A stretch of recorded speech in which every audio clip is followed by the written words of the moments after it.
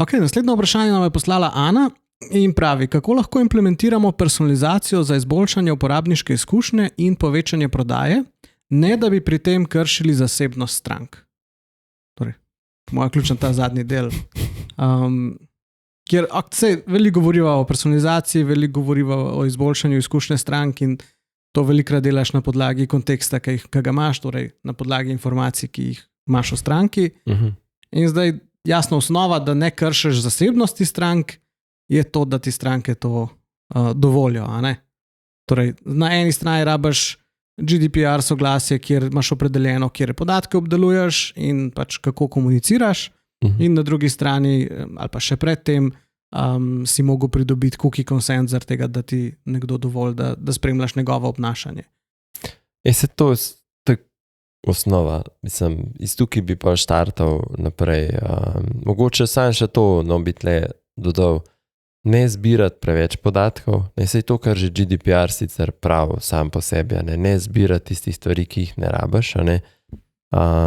Zdaj, mogoče to, kako implementirati, je pa neko druga ta strategija, kako bi se zdaj te podatke uporabljati, kakšno orodje mi, da boš pa to uporabljal, ampak zdaj, če se res tle mogoče bolj fokusirava na ta ne kršati zasebnost, je zberite najprej tiste soglasja, zbirajte to, kar res rabite za svoj biznis, bodite transparentni konec koncev do strank, kaj zbirate, s kakšnim namenom zbirate, ker se mi zdi, da včasih je ta prepričan, če pa mi to povemo, kaj bomo delali, pa stranke ne bo zadovoljne. Bodo nezadovoljne, ker bo pol ugotovili, kaj vse delaš, pa jim nisi povedal, ker eni so pa tako, ok, razumem, dam neke podatke, ampak zato dobim, boljše popuste, daš mi boljšo vsebino, daš mi boljši razlog, da prijem nazaj v trgovino. Tako da s tem delam. Tako je. Mislim, realno gledano pa zdaj, kdo se ukvarja za res nekimi pogoji, pa opisi tam, taki ljudje bojo zavrnili, ne glede na to, kaj to piše.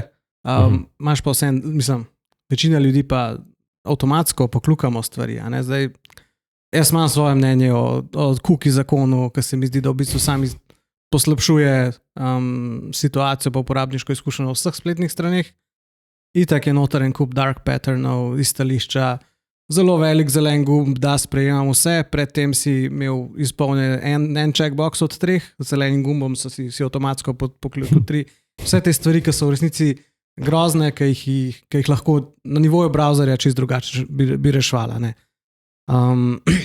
Po drugi strani, zdaj tudi, kaj je GDPR soglasje oziroma kaj je soglasje po GDPR-u, tudi če je nekdo stranka, imamo pogodbeni odnos na osnovi tega, lahko stvari komuniciramo, kaj mora biti kljukca, kaj ne. Te stvari so pomembne zato, da vsem na koncu mi dobimo čim več strank, pa jasno, da na drugi strani torej ne kršimo nekih pravic, ki jih imajo posamezniki, pa tudi ne zavajamo, torej to se nam bo poznalo hitro v nekem visokem ali bounce ali neodpiranju, tako. Treba pač tudi še vedno skrbeti za bazo. Ja, pa konec koncev ljudje, če so nezadovoljni, veš, pa hitro delijo tudi to izkušnjo, povejo, te pa kršijo stvari. To se mi zdi se zelo hitro, pa je šir, take informacije. Itak.